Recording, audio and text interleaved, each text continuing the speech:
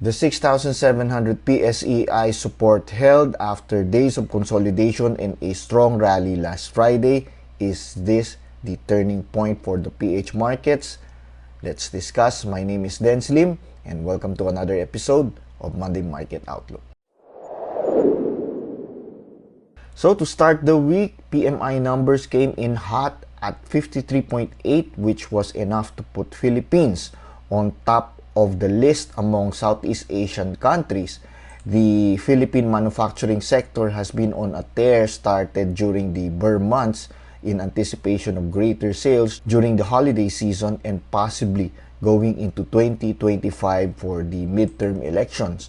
But despite the uptick in manufacturing numbers, growth forecasts have been reduced, especially as the Trump trade continues to pound the markets, with the Philippines being among the most vulnerable in the region. Of course, the political situation also doesn't help in our case.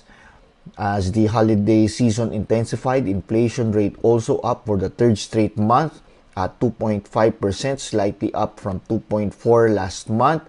On a month-on-month basis, though, inflation is up significantly at 0.4%. So the 2.5 here may actually signal a weakness or a slowdown in consumer spending. Now, unemployment rate also ticking slightly up at 3.9%. Part-time jobs on the rise as 6.08 people sought additional hours, bringing the underemployment rate to 12.6%. So far, unemployment has remained relatively steady after the July peak of 4.7%. So, overall, not a bad economic week for the Philippines. Meanwhile, in the US manufacturing contracted moderately in November, with new orders rising after 8 months, reflecting optimism over pro-business policies from the incoming Trump administration. Meanwhile, US job openings increased 5% in October to 7.74 million as hiring and firing slowed, signaling a steady labor market cooldown. Some key Fed policymakers did have speeches last week, signifying some caution on the timing on rate cuts, and this was capped by Fed Chair Jerome Powell's interview with Andrew Ross, where he reiterated his opinion of not rushing rate cuts. But while November saw a strong rebound in U.S. jobs growth, recovering from setbacks caused by hurricanes and labor strikes earlier in the year, the unemployment rate, however, edged up to 4.2%, signaling again a cooling labor market. This easing trend may actually provide the Federal Reserve with sufficient justification to proceed with another interest rate cut this month.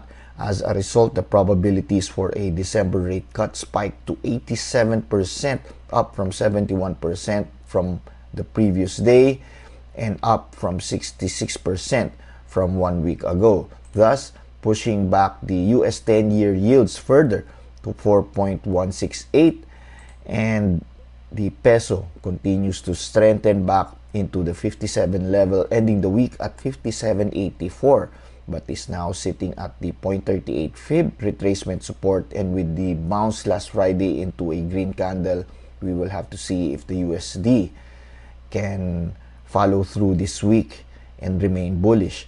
Now, the peso appreciation was good for the markets as the PSEi had a good week, gaining 1.74% to close the week into the 6,750 zone. Now, the PSEi actually consolidated for most of the week, but not before surging back to 6,740. The index managed to hold its ground at 6,700, and Friday's performance gave investors hope, that last week's strong finish would set the stage for a potential recovery this week. Now, on the 30-minute time frame, we can see here that this movement is not your typical mark on close bump, right? The market bottomed at 66.50 and rallied sharply to 67.29 during the afternoon session. Looking ahead, there is optimism that the market can sustain this bullish momentum as shown in this rejection of the 6,650 level and push towards around 6.8 to 6.850, where the horizontal resistance line aligns with the 20-day EMA and the 200-day moving averages.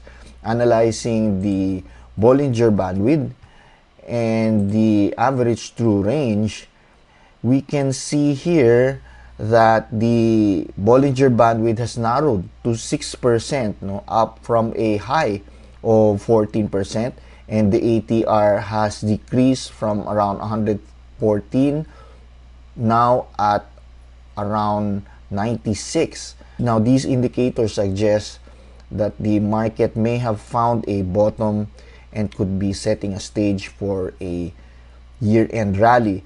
Could this be the turning point for the market? After a sharp pullback from the November highs, certain stocks have remained resilient. If this indeed marks a turning point, these strong performers could rally significantly as the broader market recovers. Let's look at the technically strongest stocks in the market today, carefully filtered for companies with solid fundamentals. First, we have a REIT, right? It's consolidating around the 40 peso level where it's encountering some resistance. At this point, any dip along the 39 to 38.50 level presents a good buying opportunity. Look at the price movement here. Despite market weakness, a REIT has managed to even rally. Next, we have China Bank. Even at this level, China Bank's PE ratio is just at 6.73, right? BDO and BPI's PE ratio is around 10 plus, while Metrobank's ratio is around 7.63. So China Bank at this level is still cheap. Currently trying to hit new all-time highs. Watch out for its inclusion to the index next year. The first target price for China Bank is at 65. Now, then we have DigiPlus. DigiPlus rallying last week back into the 24 resistance area. Could this be positive signs for their Brazil application? Let's see. If Plus manages to break out of 24 this week, look out for 29 as our target price. Now, JFC has managed to stay bullish despite the market weakness. Actually, among the PH companies, JFC has one of the highest ROIC WACC ratio in the industry. The ROIC is the return on invested capital and the WACC is the weighted average cost of capital. Now, this ratio of 8.56, this consistently high ratio is really a testament to management's effectiveness in deploying capital and making value accretive decisions. They have the capability of reinvesting their profits into projects with high returns without relying heavily on external capital, right? Now, 252, 240 would be your buy zones, and our initial targets would be at 301 and 308.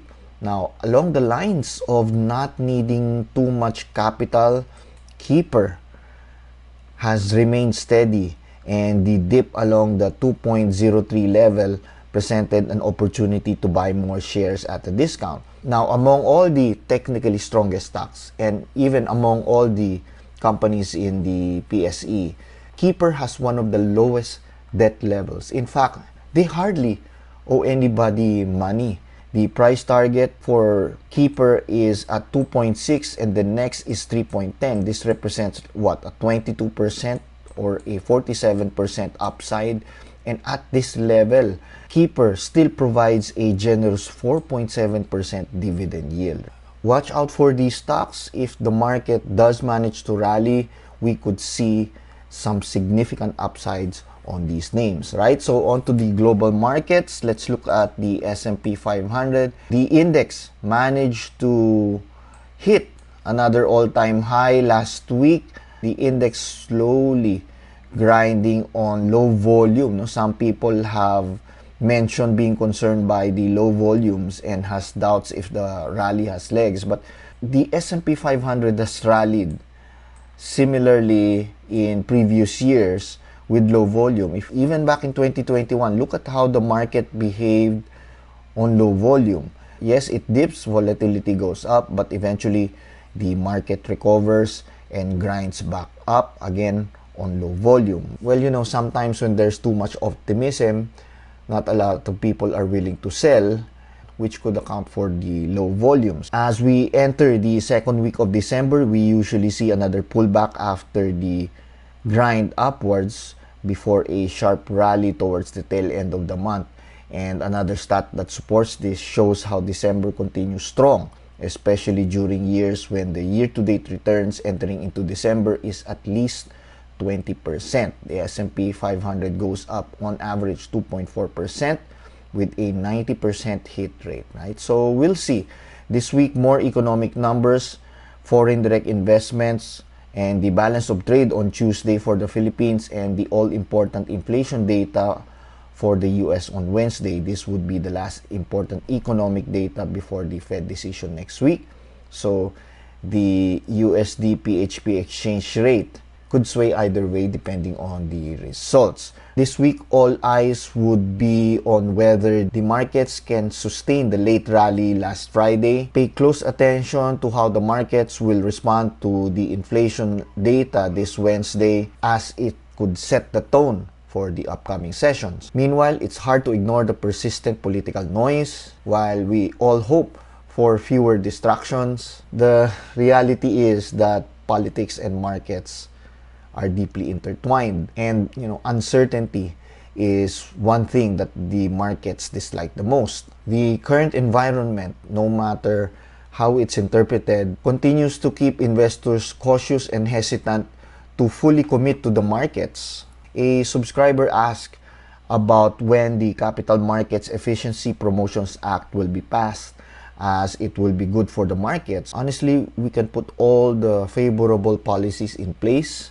but if government is unstable, this will not help. Remember, in the 80s, the Philippines had the best policies in place, but the successive coup d'etats and the loan default of the Philippines kept investors away and shifted their funds towards other countries in the region like Thailand, Malaysia, Singapore, right? That said, as mentioned in the last episode, I believe the current administration remains stable despite the noise. The current sentiment driving the market volatility could be a good buying opportunity for those willing to look beyond short-term jitters. As always, it's really about staying focused on the bigger picture while navigating through the noise, right? So that's it for this week. Please like this video if you found the information useful. Please subscribe to the channel for more updates. And again, good luck on your trades. Please manage your risk accordingly. And I'll see you again next week.